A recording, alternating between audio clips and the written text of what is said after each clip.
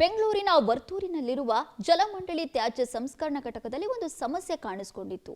ಅದನ್ನು ರಿಪೇರಿ ಮಾಡೋದಕ್ಕೆ ಅಂತ ಒಬ್ಬ ಇಂಜಿನಿಯರ್ ಹಾಗೂ ಸಿಬ್ಬಂದಿ ಬಂದಿದ್ರು. ಆದರೆ ಅವರೀಗ ನಾಪತ್ತೆಯಾಗಿದ್ದಾರೆ. ಅವರಿಗೆ ಏನಾಯ್ತು, ಶೋಧ ಕಾರ್ಯ ಏನಾದರೂ ನಡೀತಾ ಇದೆಯಾ? ಈ ಕುರಿತ ಡೀಟೇಲ್ಸ್ ಇದೆ, ನೋಡ್ಕೊಂಡು ಬರೋಣ. ಬೆಂಗಳೂರಿನಲ್ಲಿ ಮತ್ತೊಂದು ಘನಘೋರ ದುರಂತ. ಡ್ರೈನೇಜ್ ಪ್ಲಾಂಟ್ಗೆ ಬಿದ್ದ ಇಬ್ಬರು ಕಾರ್ಮಿಕರಿಗೆ ಶೋಧ. 40 ಅಡಿ ಆಳಕ್ಕೆ ಬಿದ್ದಿದ್ದ ಇಂಜಿನಿಯರ್ ಸಿಬ್ಬಂದಿ ನಾಪತ್ತೆ. ಇದು ಬೆಂಗಳೂರಿನ ವರ್ತೂರಿನಲ್ಲಿರುವ ಜಲಮಂಡಳಿಯ ತ್ಯಾಜ್ಯ ನೀರು ಸಂಸ್ಕರಣಾ ಘಟಕ. ಇಲ್ಲಿನ 3 ಗೇಟ್ಗಳಲ್ಲಿ ಸಮಸ್ಯೆ ಕಾಣಿಸಿಕೊಂಡಿದ್ದು ರಿಪೇರಿಗೆ ಬಂದಿತ್ತು.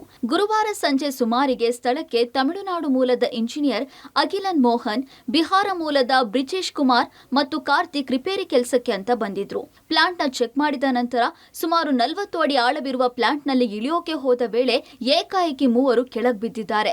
ಅದರಲ್ಲಿ ಕಾರ್ತಿಕ್ ಹೇಗೋ ತಪ್ಪಿಸಿಕೊಂಡು ಮೇಲ್ ಬಂದ್ರೆ ಇಂಜಿನಿಯರ್ ಆಗಿರುವ ಅಗಿಲನ್ ಮೋಹನ್, ಸಿಬ್ಬಂದಿ ಬ್ರಿಜೇಶ್ ಕುಮಾರ್ ಒಳಗ್ ಬಿದ್ದಿದ್ದಾರೆ. 40 ಅಡಿ ಆಳದ ಈ ಪ್ಲಾಂಟ್ನಲ್ಲಿ ಹಲವು ನಗರದ ಕೊಳಚೆ ನೀರು ತುಂಬಿದ್ದು ಅದನ್ನ ಕ್ಲೀನ್ ಮಾಡುವ ಜಾಗದಲ್ಲಿ ಬಿದ್ದಿದ್ದಾರೆ. ಎಷ್ಟೇ ಹುಡುಕಾಟ ನಡೆಸಿದ್ರೂ ಇಬ್ಬರು ಪತ್ತೆಯಾಗಿಲ್ಲ.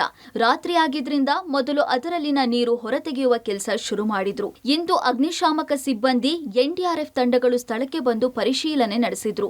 ಪ್ಲಾಂಟ್ನಲ್ಲಿದ್ದ ಅಷ್ಟು ತ್ಯಾಜ್ಯ ನೀರನ್ನ ಖಾಲಿ ಮಾಡಿ ನಾಪತ್ತೆಯಾಗಿರುವ ಇಬ್ಬರಿಗಾಗಿ ಹುಡುಕಾಟ ನಡೆಸಿದ್ದಾರೆ. ಬೆಳಗ್ಗೆಯಿಂದಲೂ ಕಾರ್ಯಾಚರಣೆ ನಡೆಸ್ತಾ ಇದ್ರು. ನಾಪತ್ತೆಯಾದ ಇಂಜಿನಿಯರ್ ಮತ್ತು ಸಿಬ್ಬಂದಿ ಪತ್ತೆಯಾಗಿಲ್ಲ.